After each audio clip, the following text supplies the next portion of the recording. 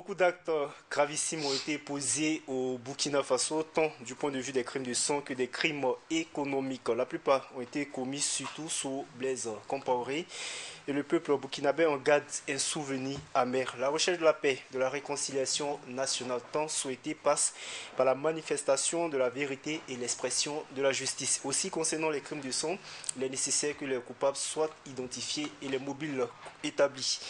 Les Burkinabés, dont la majorité, ont de la peine à comprendre que des dossiers aussi vieux et sensibles, de même que tous les autres où les acteurs sont plus ou moins connus, ne puissent pas à ce jour être enrôlés, alors que beaucoup de langues se sont déliées, que les magistrats ont acquis formellement leur indépendance depuis l'insurrection populaire d'octobre 2014 qui a balayé le régime sous lequel la plupart des crimes cités ont été commis. Bonsoir et bienvenue à votre émission, le débat parlementaire consacré aux crimes de sang et de crimes économiques commis dans le pays des hommes intégrés. Pour en parler, je reçois sur ce plateau, je vais commencer par ma droite, le docteur Émile Pargui. Bonsoir. Bonsoir. Vous êtes ancien député, Oui. Vous êtes également secrétaire à la formation politique et civique du MPP, le Mouvement du Peuple au Progrès, parti au pouvoir, Oui. et membre également du groupe de pression pour l'extradition et le jugement de Blaise Compaoré et autres. Oui, que nous avons créé récemment. Alors, merci à vous. Merci. En face de vous, nous avons le député Moussa Zebo. Bonsoir. Oui, bonsoir Vous êtes Lassane. député, membre du groupe parlementaire UPC, Union pour le Progrès et le Changement, qui, je le rappelle, est la deuxième force politique du pays. Merci à vous, messieurs, et d'avoir répondu présent à notre invitation. Alors, sur les dossiers de crimes de sang, assurément les plus emblématiques, on va faire l'économie parce que la liste n'est pas exhaustive. Le Burkinabé s'attendait à ce que ces dossiers connaissent un coup d'accélérateur. Est-ce que vous avez l'impression que quelque chose bouge au niveau de la justice? L'impression que nous avons personnellement, l'impression que j'ai, c'est que les dossiers ne bougent pas. Et j'ai toujours l'habitude de dire aux gens que nous sommes des hommes politiques, appartenant à des partis politiques avec une option claire. Le mouvement du, par exemple, ce qui nous concerne, le mouvement du peuple pour le socialisme. Nous devons être à l'écoute du peuple. Nous devons répondre aux aspirations du peuple. Et nous pensions qu'avec l'avènement de l'insurrection, avec la transition et avec ces 2 années donc, de la présidence Roch, les vieux dossiers devaient connaître une accélération. Okay. Et nous constatons que ça piétine. On nous dit que c'est l'indépendance de la justice. C'est pour ça, d'ailleurs, vous avez vu, il y a 2 semaines, un groupe d'anciens parlementaires ont créé donc le groupe de pression. Membre? Oui, je suis membre, un membre fondateur. Alors, donc, ils voient justement dans cette façon de faire une certaine volonté des autorités politiques de jouer des coups, ne pas que la vérité éclate. Non, je vais vous dire d'abord que depuis l'insurrection, la démocratie est une démocratie participative, une démocratie citoyenne. Cela veut dire que la souveraineté appartient au peuple, la souveraineté appartient aux citoyens. Aucune institution n'est au-dessus du peuple. Et des représentants du peuple comme les députés, anciens parlementaires, nous avons le devoir de nous prononcer sur l'avancée des dossiers. Bien entendu, nous ne partons pas en justice pour dire, bon, juge-nous le dossier de Blaise demain, juge-nous ça demain. Nous faisons une pression citoyenne, mais dans le respect des textes, dans le respect de la légalité. Vous n'y voyez pas... Et nous traduisons le sentiment populaire. Donc, il n'y a pas d'immixtion du point de vue du juge. Et je vais vous dire que la nature de la justice doit connaître des réformes profondes. Le juge est différent du magistrat. Il faut que les gens enlèvent ça dans leur tête. Et voilà. Moussa Zebo, honorable, par rapport justement à la question des dossiers des crimes qui sont encore justement, qui n'ont pas connu de coup d'accélérateur, est-ce que vous y voyez comme certaines opinions, l'immixtion justement ou des coudées du pouvoir actuel pour ne pas que la vérité éclate?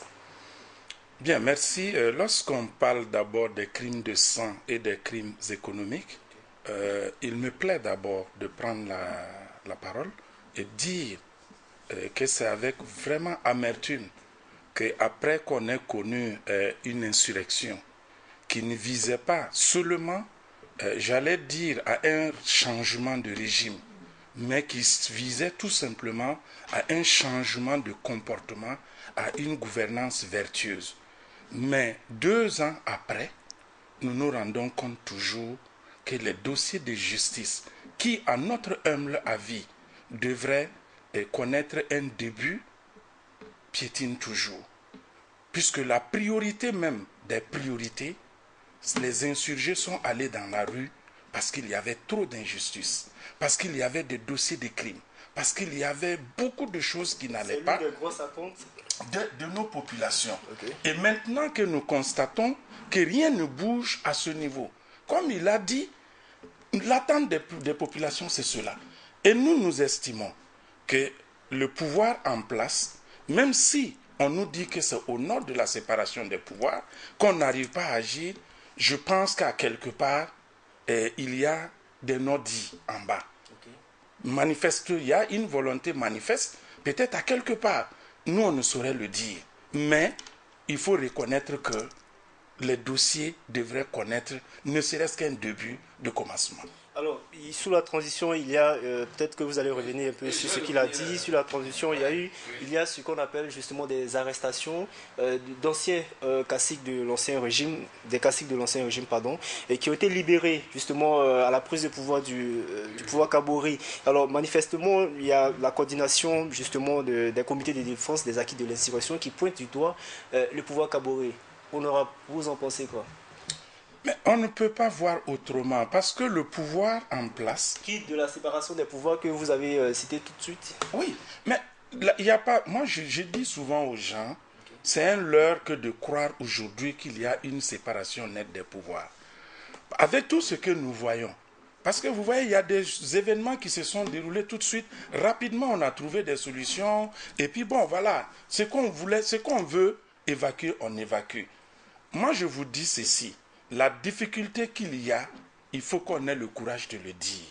Parce qu'aujourd'hui, lorsqu'on parle des dossiers de crimes et dossiers de crimes économiques, sous le régime Compaoré, il y a une complexité qu'il faut relever.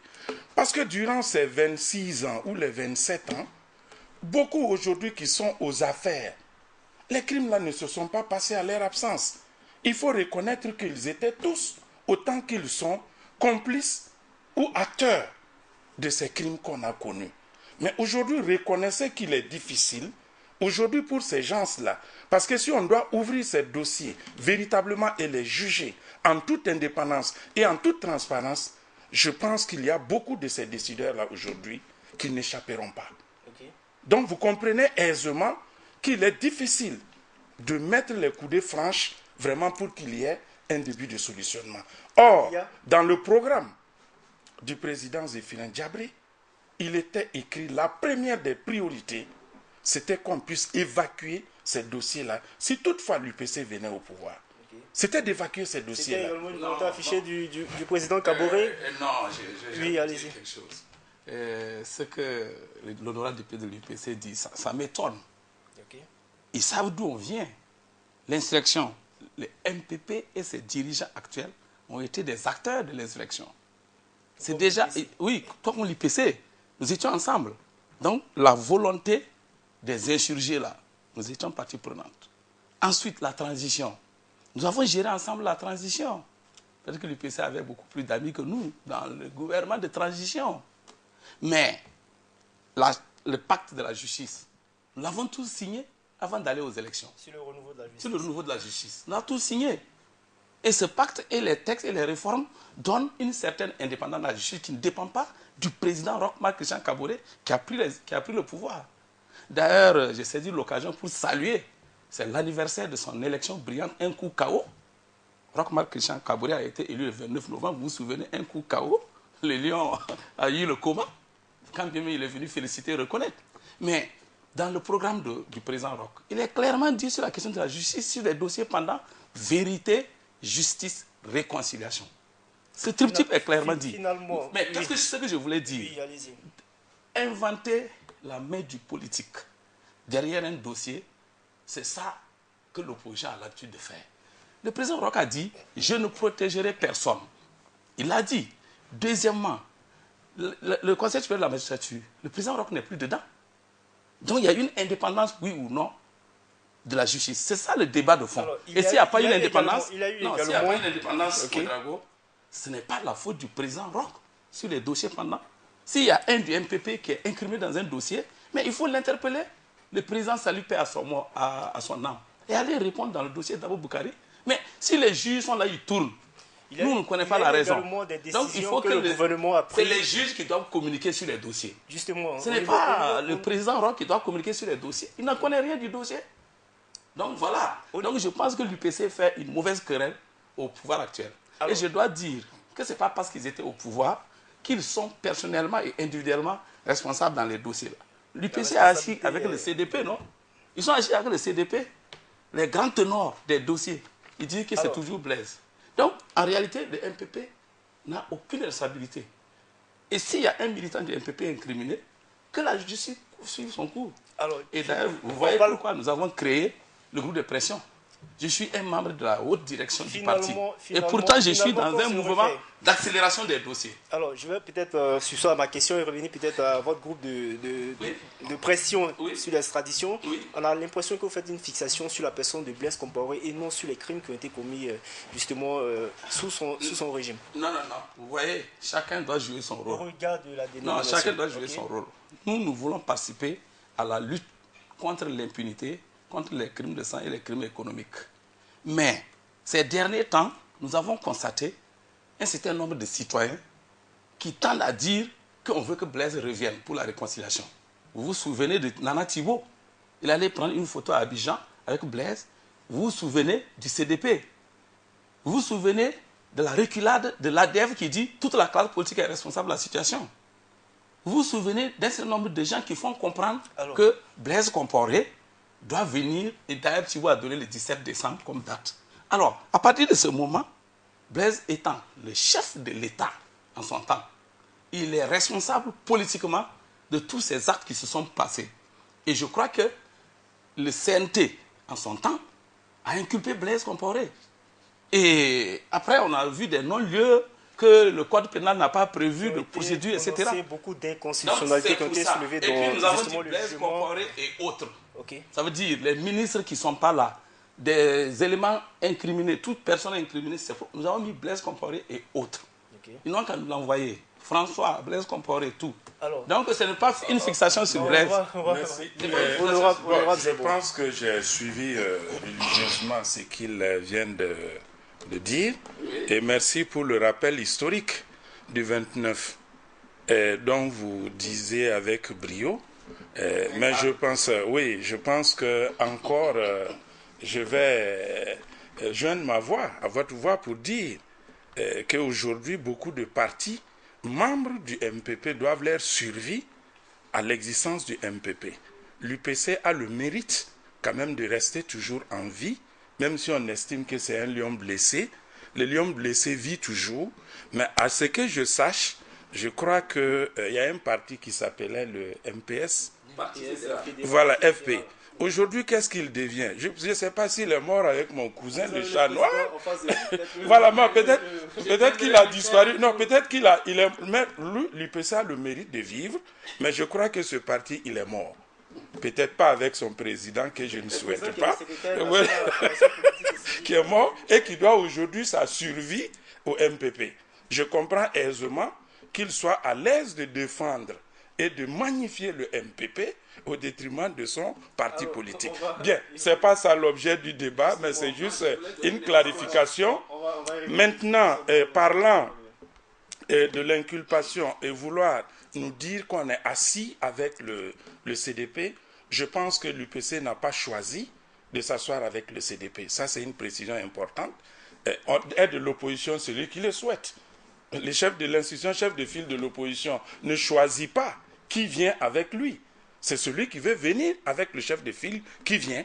Le CDP a estimé qu'il était de l'opposition, il est venu. Donc je pense qu'en cela, il n'y a pas de mal. Maintenant, ce qu'il faut relever et qu'il faut soulever avec force, aujourd'hui, vouloir se cristalliser sur la personne du président Blaise Compaoré, je pense qu'on risque de faire un faux procès. Un faux procès en ce sens que Blaise Compaoré, peut-être c'est la face visible de l'iceberg, mais maintenant l'autre face cachée, c'est ce que je dis. Individuellement pris, chacun, comme on le dit là, est responsable. Imputer la responsabilité pénale à chaque personne qui a collaboré avec Blaise Compaoré pendant qu'il était aux affaires. Quand Zéphira a travaillé avec Blaise Compaoré, il a été le premier député au DPMT Ensuite, Zéphirin a été ministre des Finances. Ensuite, Zéphirin a été le président du Conseil économique et social. Zéphirin a démissionné récemment. Son parti date de 2010. Moi, Émile Paré, je suis à l'opposition depuis 1990. Alors, vous voyez, c'était pas au MPS seulement.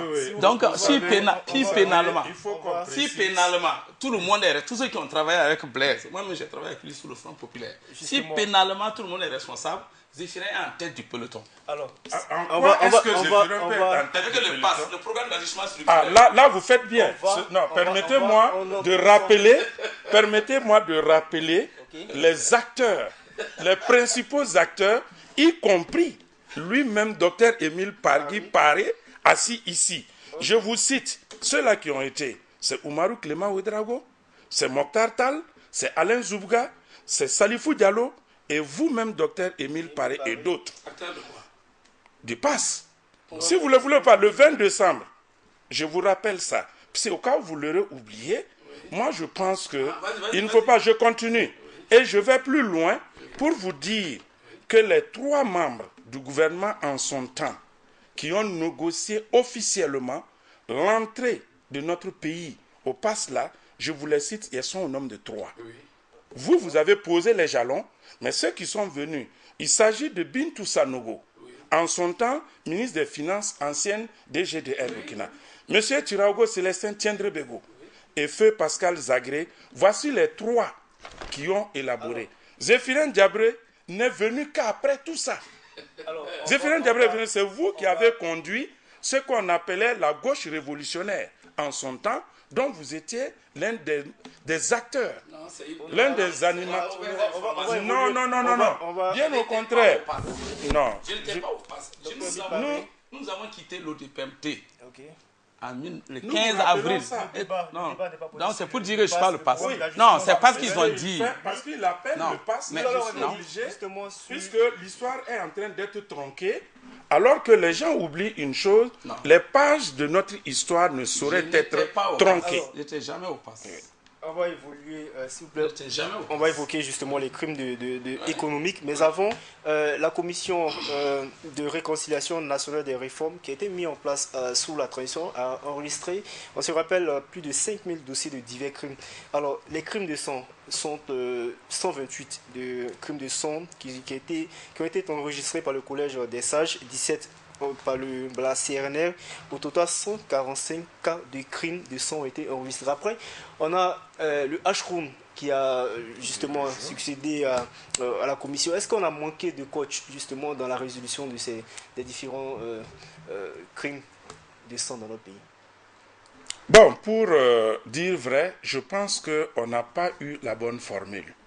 Si on avait su faire comme dans des pays tels que le Rwanda, l'Afrique du Sud et autres qui ont connu, j'allais dire, des génocides même, la manière dont les questions ont été gérées, si on avait adopté ces mêmes principes, je pense qu'on serait arrivé à une solution véritable.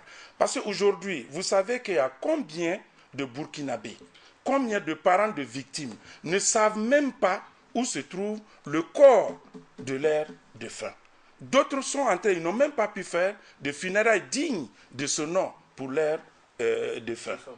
Donc il y a véritablement un problème. Parce que pour en arriver, il faudrait qu'on arrive à cette phase qui consisterait que chacun puisse répondre en toute franchise et en toute honnêteté devant l'histoire et devant les hommes pour dire j'ai été coupable, j'ai été responsable de tel acte et présenter ses excuses publiquement. Et je pense que de cette manière, on pourrait résoudre ces problèmes. Mais lorsqu'on passe tout le temps à réfuter, lorsqu'on soupçonne quelqu'un, la personne, il suffit seulement qu'on dise non, on n'a pas de preuves palpables.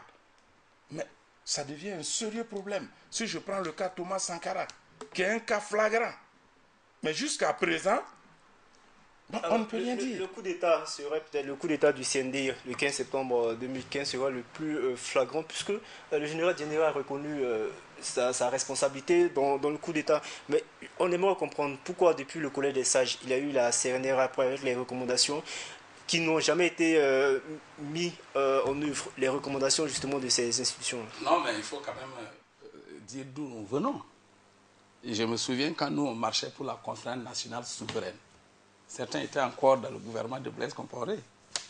Conférence nationale souveraine qui devait faire le point comme à l'époque, le Bénin avait commencé, le bilan de la situation politique, économique, des crimes de sang, des crimes politiques de 1960 à l'époque, à 92. Okay. On n'a pas pu l'obtenir. Il y a eu des freins. Il y avait des dossiers emblématiques, effectivement, tels que le dossier Thomas Sankara, qui a freiné cela. Il y avait d'autres dossiers. Okay. Bon, chemin faisant, on a fait un forum qui a échoué. Il faut aller loin pour comprendre d'où vient la réconciliation.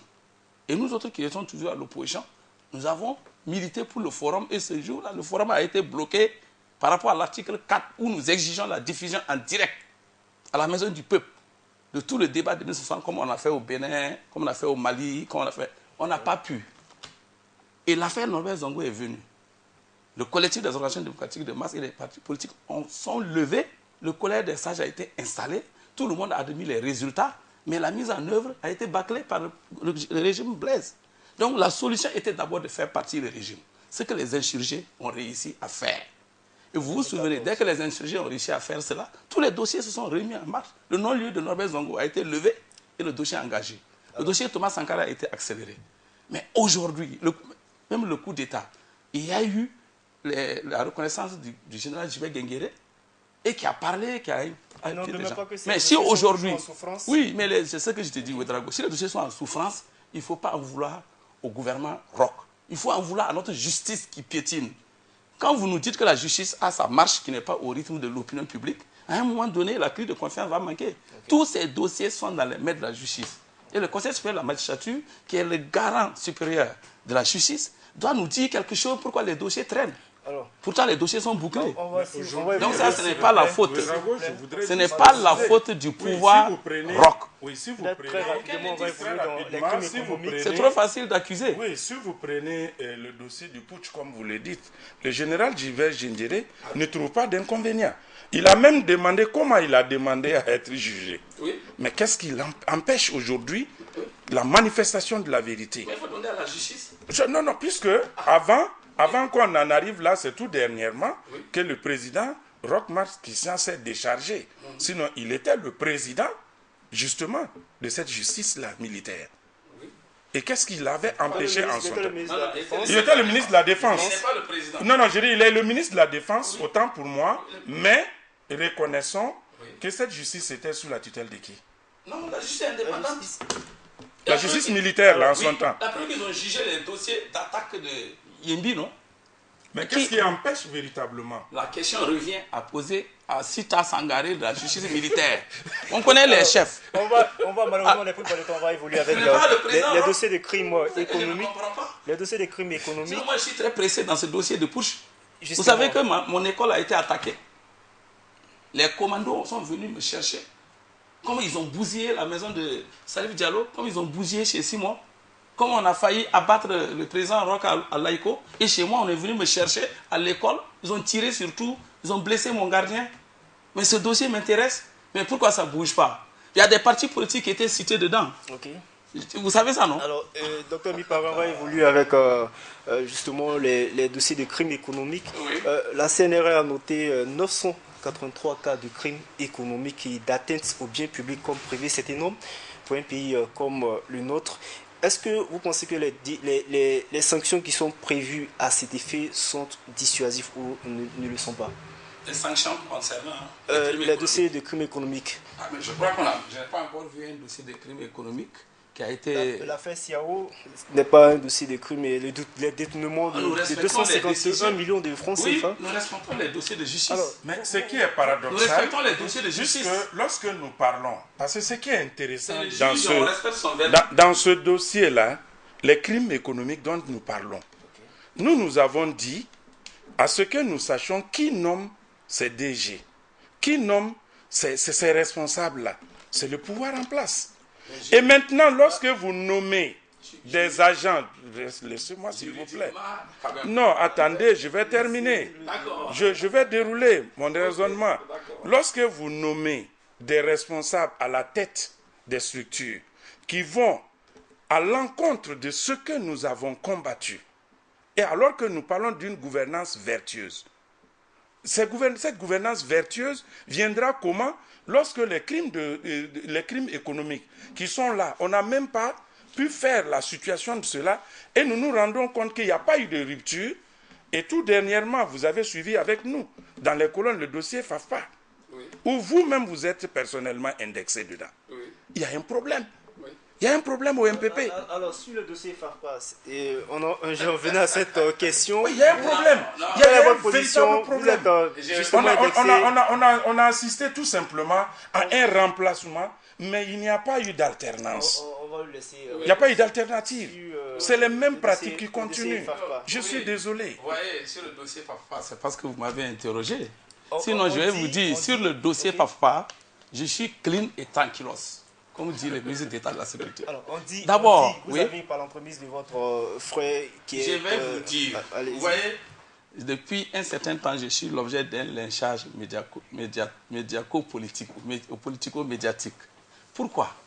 Mais je ne vous comprends pas.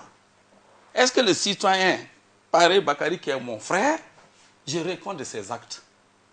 Si dans le... Est-ce que je réponds de ses actes? Je pense que vous avez vu le déroulement de la situation. Non, je ne réponds pas de ça, je réponds de moi-même. Okay. Je suis citoyen. Paré Bakary est citoyen. Zerbo est citoyen. Si le petit frère de Zerbo détourne, est-ce que ça engage Zerbo, Moussa? En ce qui me concerne, Paré Émile, je suis un fonctionnaire de la fonction publique. 30 ans de service. Médecin posé à Gunguin. Okay. Dirigé par des médecins que j'ai enseignés, que j'ai encadrés, par mesure de rétorsion politique. Et je n'ai jamais exercé dans une clinique privée. Je suis un des rares médecins ne pas avoir exercé dans une médecine privée. Et je sais que le fonctionnaire public ne doit pas faire une activité commerciale.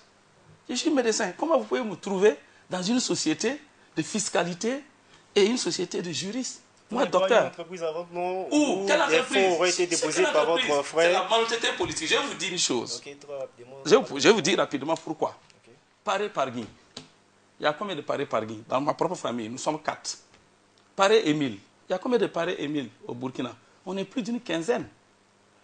Alors, je ne peux pas comprendre que Paré Pargui, né en 1953, que voilà le journal que j'ai amené à vous montrer, né en 1953, et Paré Pargui Émile, né en 1958, médecin de profession, on puisse faire l'amalgame. Ce que je dois vous dire, okay, depuis un certain temps... Vous dites que le journal a fait l'amalgame? Non, j'ai dit depuis un certain temps que j'ai commencé mes critiques ouvertes sur la gouvernance. Paul Kaba, il y a des hommes politiques, j'aurai l'occasion de dire, qui mènent un complot politico-médiatique contre moi.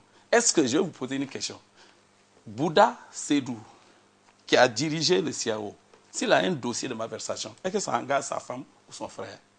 Paul Kaba, qui a eu un problème de 25 millions la dernière fois, avec un de ses agents, est-ce que ça engage Paul Kaba? Paré Émile, parce qu'il est le grand frère de Paré Bakary, il va supporter les malversations de Paré Bakary, et on veut inventer une société de juristes et de fiscalistes, alors que je suis médecin de profession. Donc je pense que... Si nous comprenons... Non, je pense que c'est ce que j'ai dit à Zerbo. Okay. Si vous, Zerbo, aujourd'hui, vous faites des malversations, est-ce que votre frère est responsable? C'est comme ça la société et la République? Non, je pense qu'il ne faut pas faire les gens médiatiques. Mais ce que je dis, très rapidement, par rapport à ce dossier du FAFPA, j'aurai l'occasion de répondre en son temps. Comme ce n'est pas l'objet de l'émission, j'aurai l'objet de répondre en son temps. Mais je suis clean et tranquillos dans le dossier du FAFPA. Moi, m'intéresse beaucoup parce que vous dites que vous êtes victime, mais surtout ne dites pas de l'opposition. Des gens de l'UPC. Qui vont manipuler le pouvoir en place pour vous cadrer. Il y a des membres... Merci à vous, malheureusement. Dans tous les cas, on va préciser. Malheureusement, nous sommes... Comme ce n'est pas l'objet du débat, moi je suis clean et tranquillos. Merci à vous. Merci à vous, Émile Paré, secrétaire à la formation politique et civique du MPP, ancien député, membre du groupe de pression pour l'extradition, le jugement de Blaise Compaoré et autres. Et en face de vous, honorable Moussa Zerbo, membre du groupe parlementaire UPC, l'Union pour le Progrès et le Changement. Merci à vous. Merci à vous, chers téléspectateurs. C'est la fin du débat parlementaire qui était ouvert. Tu perds bien une attaque contre moi. Merci à vous. Merci à vous, chers téléspectateurs. Merci.